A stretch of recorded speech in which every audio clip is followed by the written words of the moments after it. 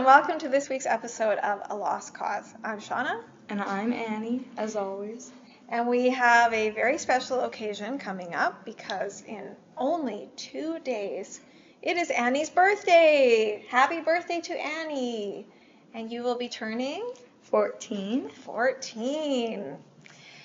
And what are you doing for your birthday? We're doing a Sherlock Holmes escape room and then a bonfire where we're going to burn all of our work from the year. And I saw Annie's birthday invitation, and it is a Lost theme. So, in honor of Annie's birthday, happy birthday. Thank you. And it is a chicken salad sandwich. There we go. So, happy birthday. Thanks.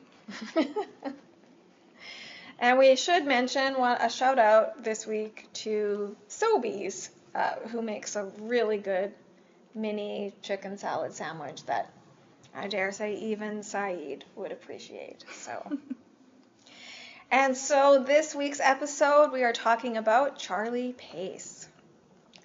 Mm-hmm. And so in between bites of your chicken salad sandwich, Annie, tell us a little bit about Charlie.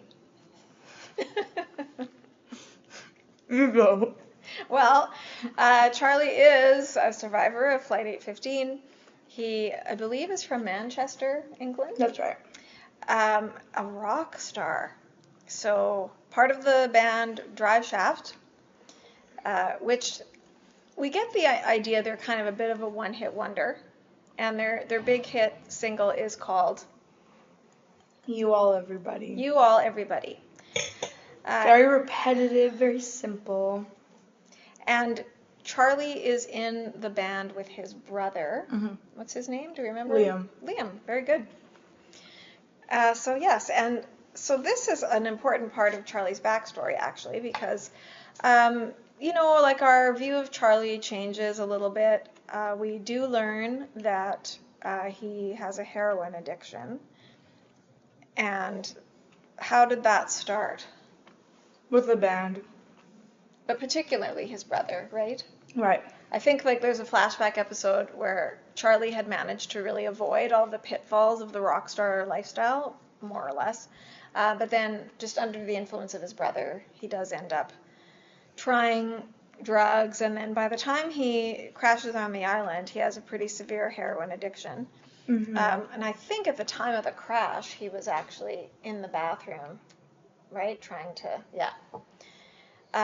But because, he's on the island, he sort of overcomes that addiction until... Thanks to John Locke. Thanks to John Locke, right. And so how does John help him? A metaphor. Oh, can you tell us what it is? Mm-hmm. So he takes the drugs from Charlie and he says, you have 3 chances. You can ask me for them 3 times. The 3rd time I'm going to give them back to you. And then they see this cocoon and he's like, this is a moth in here. It's trying to get out right now. And I could help it by cutting open the thing. But then that moth wouldn't survive a single day because it needs to get out of its cocoon.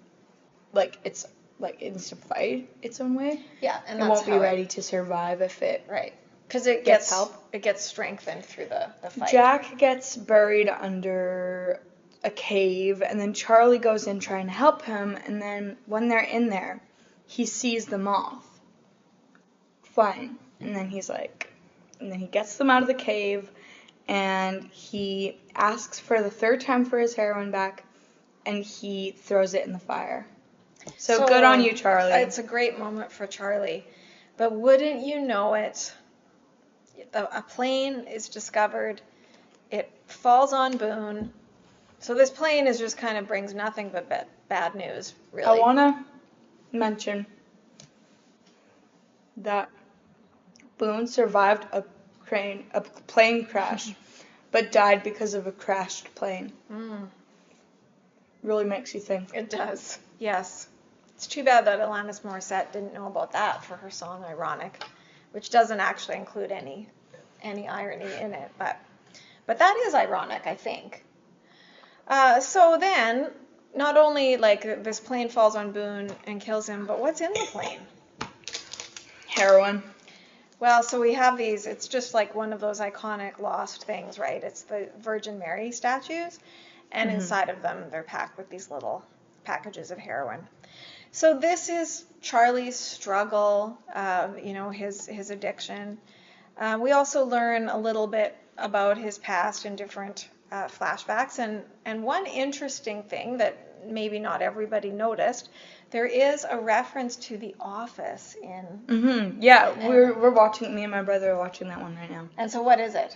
The lady that he's dating is like, oh, my dad's buying a paper company in Slough or something, right. which is where the British office was set. So it's just like a very, very nice. Yeah, it's nice. It's not hitting you over the head with it, but if you get it, you get it. And so Charlie, it's like Charlie's a great guy, but he is really challenged with this heroin addiction, and it ends up causing a lot of problems for him because probably like Charlie's defining characteristic on the island is that he loves Claire. Yes, it's very cute. I think other people don't really agree, especially in my family, because they're weird and don't get the show. So what? They don't like them as a couple, or what? My dad doesn't think that it's a good couple. Oh, a good pairing, yeah. Well, I mean, yeah, we can certainly talk about that. I think there are some concerns there, like Claire, how do I put this? I think we'll talk more about Claire next week. She's going to be our character, but Claire's a little bit sort of like easily influenced, it seems, and kind of goes along. And so you sort of wonder, like, does she really even like Charlie, like romantically, or does she just sort of go along with it? It's not really very clear from the beginning. And it's a strange situation because, Claire gives birth, she's like a single mom on the island, and then Charlie just kind of assumes this sort of co-parenting role when they're not even officially in a relationship. And I mean, they do kiss. But not like for a while, right? Like there's a lot of time before then. I think in season 2 is the first. Yeah, but that's what I mean. Like he's already spent a lot of time caring for Aaron and like sort of it's almost like he seems to think we're doing this together, and yet, they're not even really And he together. didn't even like help her give birth or anything. Well, and he didn't like ever ask her, like. So that's one issue. But then for a while, Claire just like doesn't want anything to do with Charlie because she finds out he's still using. Is he still using? Yes, isn't he? Or does he just want the Virgin Mary statue there, like just so that it's available? Because it is strange. I don't know, but then there's like a time where he has like a dream, and then he takes Aaron, and then like she's so mad. I think he gets beat up by Locke. So a lot of people actually say this is the worst episode of Lost. It might be. Is, when Locke actually like beats Charlie up and everyone's super mad at him because, I mean, he shouldn't be around this baby, right? If he's using drugs. And it is very misleading that, Claire thinks he's got this Virgin Mary statue because he's religious, and the whole time it's got like heroin inside of it. So we have a lot of ups and downs with Charlie because at the beginning we sort of are on his side, and then he kind of has this fall from grace. Everybody's mad at him, and he goes dark for a bit. Yeah, he helps Sawyer, kidnap Sun for a little. Well, attack Sun, right? They put like a bag over her head, I think, and like she gets hurt. What was the point again? I don't remember. Well, because he was trying. Con, right? It was part of his con to get the guns, right? Because it was supposed to be like an attack by the others, and so then he sort of orchestrated all of this fear and like, oh, we've got to get the guns to protect ourselves, but it was just his way of kind of getting them for himself and seizing power. And then we find out at the end of that episode that Charlie helped him, and it was actually Charlie that attacked Sun. That was in season 3, though. It's funny though that like Sawyer does get exposed for that, and everyone, Son in particular, is super mad at Sawyer, but not that mad at Charlie. So even though he is the one that did it, right? Mm-hmm. Yeah. So then you sort of wonder, well, okay, like, where are we going with Charlie? Is he good? Is he bad? But then slowly but surely, he does begin this redemption arc. Claire forgives him. For a while, he's friends with Echo. He's also really good friends with Hurley. Mm-hmm. They were such a cute friendship. Yeah, that is one of the nicest friendships on the show. And I think that we talked about in Hurley's episode, he brings a lot of humor to the show, but I think Charlie does in his way too. Like, oh yeah. Yeah. And I was right. I knew my brother was gonna love Charlie, and I'm right. Yeah, you did say that. I'm always right about everything. You know what they say about pride, but Hmm? that's okay. Maybe you'll avoid it. No. Annie often says this, that she's right about everything. So Charlie redeems himself, or tries to redeem himself. And then we have a very interesting development with Desmond. Oh yeah. And so what do we learn from Desmond about Charlie? Oh yeah. So Desmond starts getting these weird like vision flashes, and he discovers that Charlie is gonna die. Yeah, so it's a great episode, actually. Go get. I think it's called Flashes Before Your Eyes. Yeah. So Annie just... That's the episode after The Man Behind the Curtain. Yeah, so at first we think that Desmond is trying to save Claire, because on 2 different occasions it appears that like Desmond knows something before it happens. So lightning's going to strike her tent, so we think, oh, he saved Claire. Then it's a really cool scene that they're just kind of in the jungle, and then all of a sudden Desmond just like takes off like a shot and runs like into the water and pulls out Claire and saves her from drowning. So we think, okay, like Desmond is having flashes of Claire dying. And this is like not a great moment for Charlie, because Charlie is like super threatened by Desmond and kind of jealous, and and especially when Desmond goes in the water and pulls Claire out, and like Charlie's just like right in the way, because he doesn't like it. He doesn't like Desmond having this role in Claire's life. But what's the twist ending?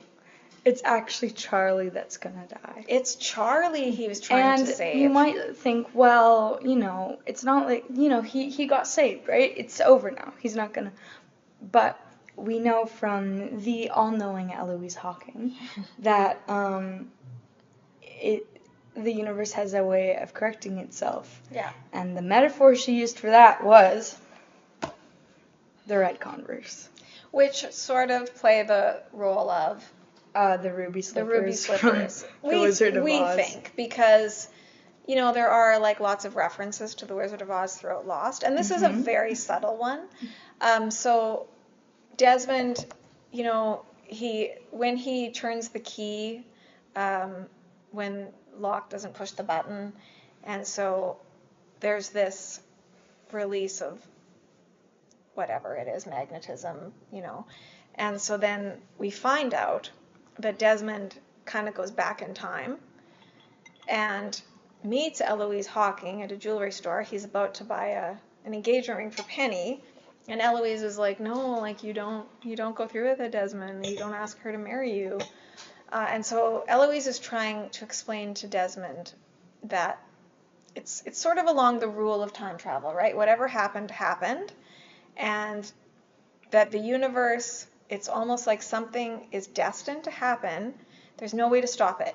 You can prevent it once, twice, but like Annie said, the universe has a way of self-correcting. And so what is the kind of demonstration of this as she's talking to Desmond? So there's a man, and he's wearing these red Converse, and she points it out. And then a few minutes later, a building falls on this man. But does he get saved No. I thought that was the way it corrected, right? No, he dies. No, but first he like doesn't get hit by a vehicle or something. Oh, something like that. And yeah. So then it's sort of like, oh, look, like, you know, he got saved. But then he dies, and then the reference to the Wizard of Oz is his feet are like sticking out. Yeah. You know, like when the house falls on the witch or whatever. And the ruby slippers are like sticking out from under the house. Well, it's the ruby Converse. Yeah, we think. And I mean, other people think that too. So then, of course, after watching that episode, I needed the Converse. Yeah, like the next day we had to go to the mall. And that was the last pair in her size. In the city. Yeah. Actually, not just in your size. That was like the only pair, and they fit. So. And this isn't even my size, but they just. Yeah, that's right. So it's a little bit of Dorothy. Wizard of Oz, a little bit of Cinderella in there, but anyways, those are the ruby slippers. Yeah. And so it's a great episode, and then it begins a really interesting storyline of Desmond just trying to save Charlie. And we have like all these times where, you know, Charlie's just trying to enjoy the day. He's just trying to like live his life. And then Desmond comes over with a kind of worried expression like, I Charlie. love Desmond's worried expression. And he's wearing like the nice like blue shirt with the like deep V. It's like the best look for Desmond. She's like in love with him. It's a really good look for Desmond. Anyways, then he'll come over and he'll be like, can I have a word, Charlie? And it's like, yeah, okay, so what's going to happen now? And that's what Desmond explains to Charlie, like, you know, brother, I'm going to try to keep saving you, but eventually I'm sorry you're going to die, right? And so it is really sad. It's interesting, though, because it's funny that they would just give it away like that. Like, in a way, it's such a spoiler. They just tell us what's going to happen to his character. And yet there's still a lot of suspense as it builds up, you know, because we wonder, is this it? Is this going to be the time? And you can never know with Lost. Like, there's some things that are just kind of like, if you would explain it to a normal person who wasn't obsessed with it, they would think you're bluffing. Yeah. But what does happen? Well, Desmond has his last flash, and Charlie is like, okay, I'm gonna do it. And why? Because if they go down to this Dharma station, the Looking Glass, turn off this signal, then they can call, Jack will be able to call the freighter. Right. But, you know, he's so wonderful. Benjamin Linus was like, don't do it, you're gonna regret it. And Jack didn't listen. Jack's stupid. And so, you know, he's like, Charlie, go do this thing. Well, they need someone to go. Because, like, Saeed stole from Mikhail's place, right? He's got the blueprints for the Looking Glass. Mm-hmm. So they figure out how you can actually swim up into it. Mm-hmm. And Desmond has a flash of the cable, which is kind of like a callback. Season 1, right? Yeah, season 1. We the just cable in the sand. And it actually does lead down to the Looking Glass. But why does Charlie agree to go along this time? Because Desmond claims he has a flash where he sees Claire and Aaron getting on the helicopter. And so Charlie is like, oh man, I could cry. Just like remembering how they like finally say goodbye, and she has no idea. She has no idea. But, you know, Charlie kind of thinks, well, if I'm going to die anyway, I might as well die so Claire and Aaron get off the island. Like, which, I mean, that's true love, right? Like, the Charlie is just more than willing. I think he does really love her. Yeah, he does really love Claire and Aaron. And so that is the episode. And then he leaves the ring. I know. So there's this episode called Greatest Hits. I would say it's one of the best episodes on the show. Really, really good. Like, him being a rock star, you know, and then it's called, like, Greatest Hits. And what are the greatest hits? What does that mean? So he writes on paper all these, like, memories. His kind of the best moments of his life. And so it's, like, going swimming with his dad is one, right? Where he learns how to swim. Uh-huh. And then hearing him on the radio. Yeah. We see him save... Oh, yes, save Nadia. Yeah, save Nadia. Kind of crazy little intertwined Interwoven lives. And then there is possibly a Lord of the Rings reference because one Liam, of his brother, gives him this ring that, yeah, it says DS, which, like, drive shaft, right? But it was actually, mhm. what, their grandfather's ring? I think so, yeah. Yeah, but it also... And it's pretty interesting because my dad apparently has it and his initials Yeah. are DS. But, you know, on the little piece of paper, he writes, like, when Liam gave me the ring. And just, you know, considering that the actor who plays Charlie is Dominic Monaghan, who's also Merry from Lord of the Rings. It's just kind of like... It might not be It might not a be. reference, but it's probably. But I always felt like there should have been at least one clear reference. Well, like, I was talking to her. We didn't double check, even though we said we would. oh, yeah. Like, in The Lord of the Rings, I don't know if it's Merry or if it's Pippin, but one of them leaves, like... I don't have my purse with me, but, the leaves of Lorien. Yeah, they have this little, like brooch, right? Yeah, and they're getting dragged off by the bad guys. And so they leave one for the good other heroes to find, to track them.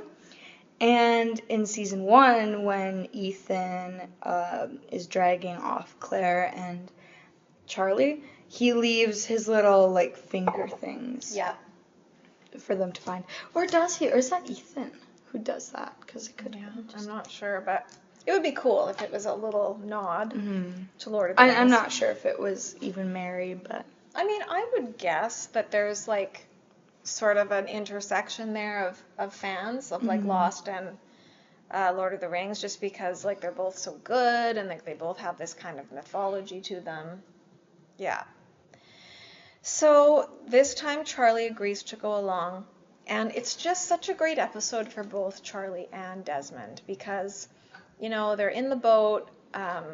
Charlie's going to have to, like, swim under, and then Desmond believes that the boat that they can't get through to, like, because I guess we should sort of back up a bit. The reason that they need to go down to the Looking Glass is that it's jamming the signal. So they're trying to contact this boat that has, you know, ostensibly come to rescue them. And Naomi has a picture of Desmond and Penny on her, right? They find this picture. So, of course, Desmond believes that it's Penny's boat. And so Desmond sort of has kind of a double motive here to go down there because, you know, yes, he wants Claire to get on that helicopter. He wants people to be rescued, but, like, he really wants to be reunited with Penny. Aw. They're so cute. But even though, here's Desmond. So there's our blooper of the episode. Courtesy of Annie, as usual. That's okay. Although there was that time that I called Daniel Faraday by the wrong name. So, Yeah. to be fair. Poor Daniel.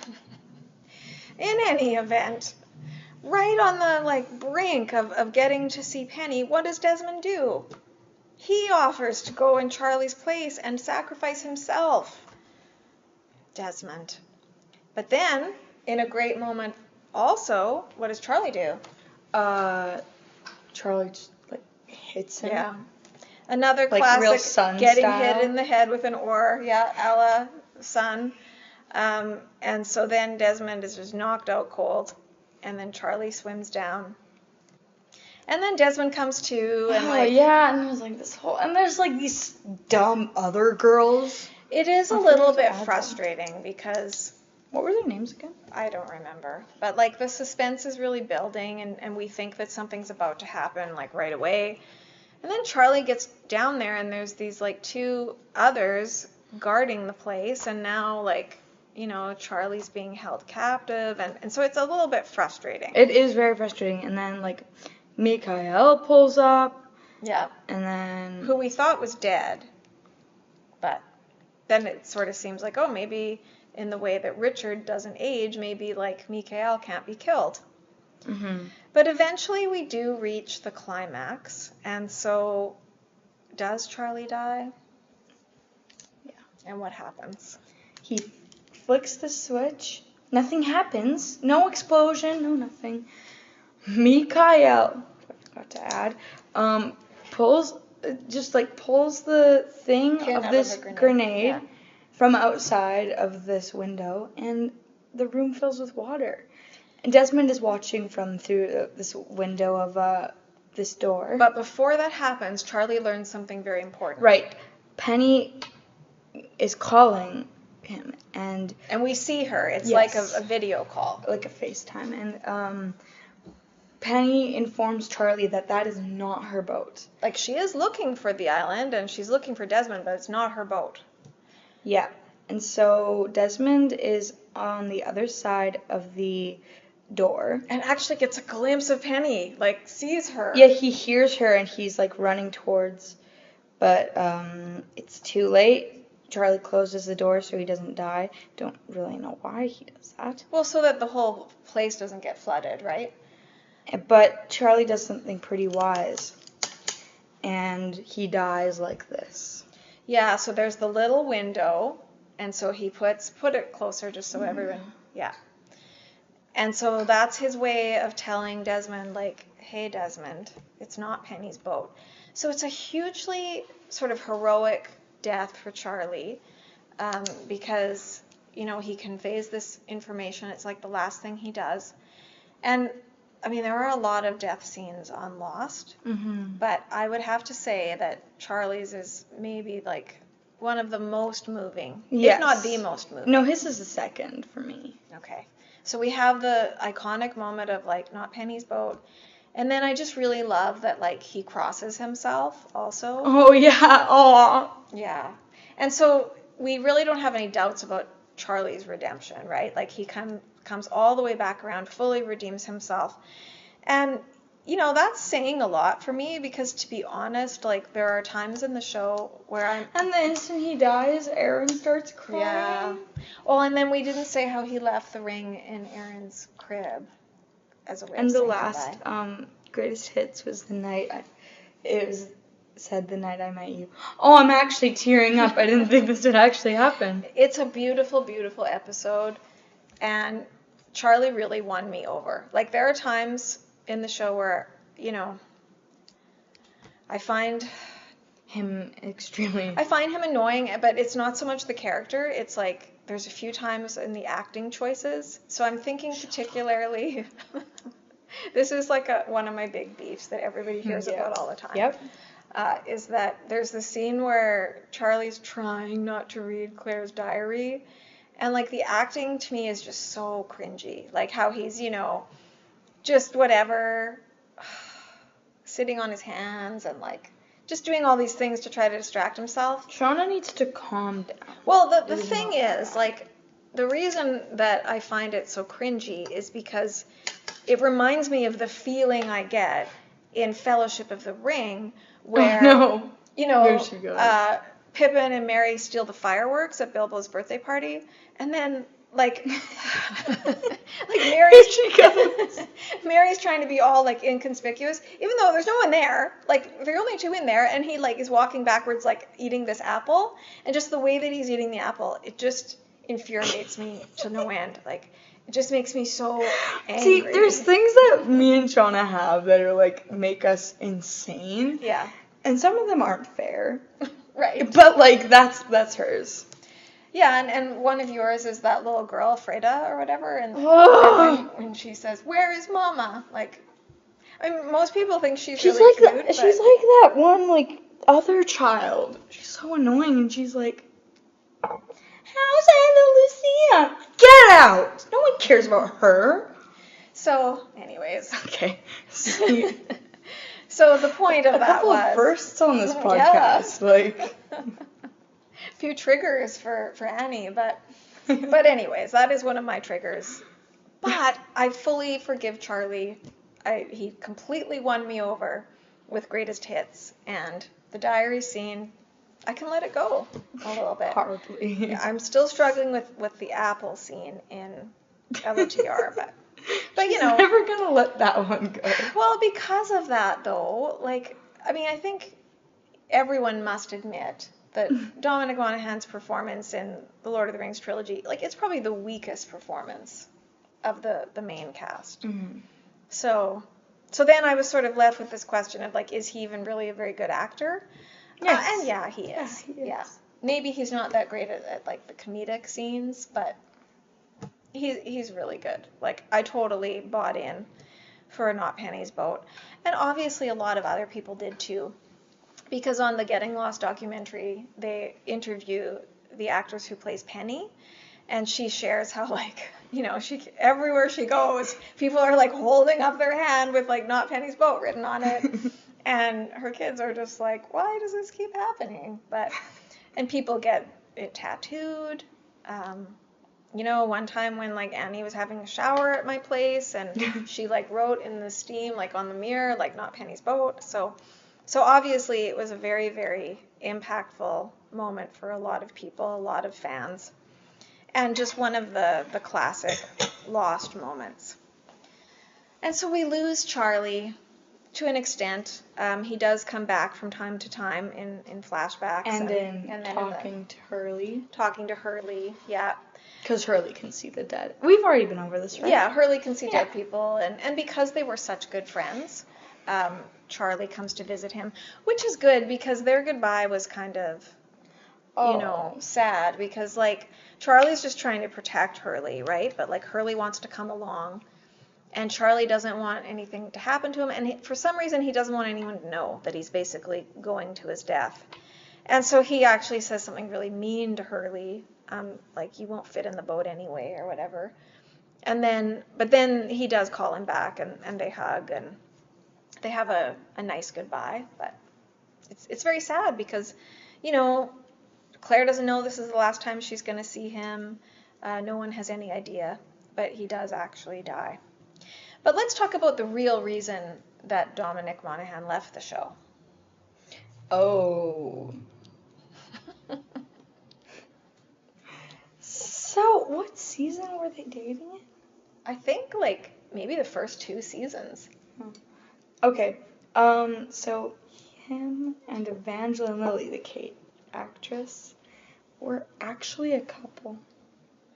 Yeah. Believe it or not. We've already talked about this. Well, we have in the Kate episode, but this was another one of my sort of beefs against, like, the actor. I just felt like they were a terribly mismatched couple because, I mean, Evangeline Lilly is just so much better looking. Like, no so offense, mean. but, well, it's what? Like, it's not true? It's No, true. no. Everybody in Lost, like the whole main cast, is good looking. That's the thing. Like, it just seems strange that, like, you know, she's arguably the most beautiful woman on the cast at the time. Okay. And then it's like, oh, look at all these just gorgeous, like, hunks that you could, you know, pick from.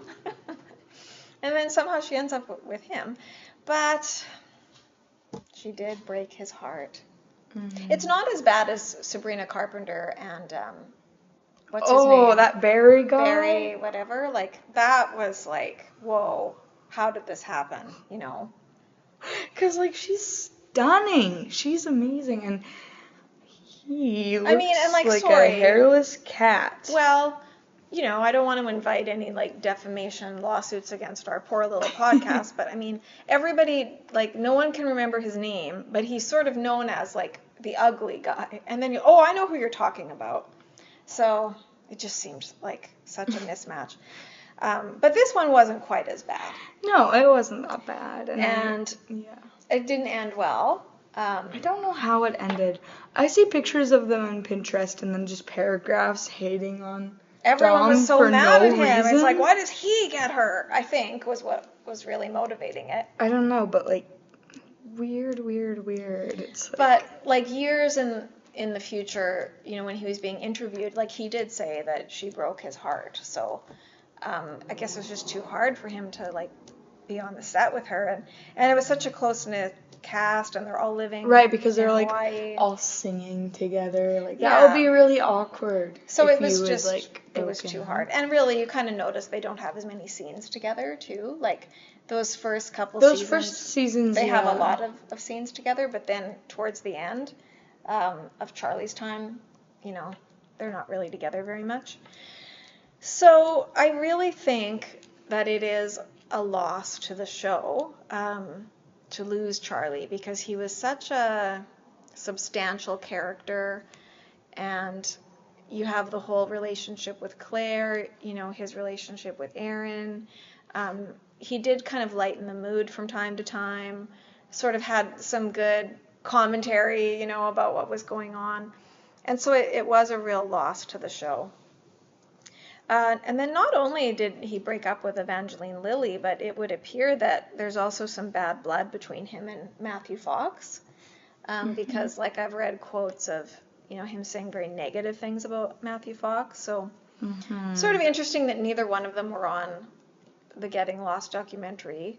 Whereas I would really like to see Charlie's actor on that because he seems like a fun guy. Well, and he's a really good sport Fun for all guy. of the Lord of the Rings stuff, right? Mushrooms. Like he's, you know, these Lord of the Rings reunions and different Comic-Cons and stuff, like he's just a regular with those, and you know, they obviously have a very close bond, that cast. So it's kind of makes you wonder, because obviously he wasn't on terrible terms with the show, or he wouldn't have agreed to come back so often after his character was killed off. But he doesn't seem to participate in, you know, a lot of the reunion stuff that is going on now. We do see him again, though, in the Sideways.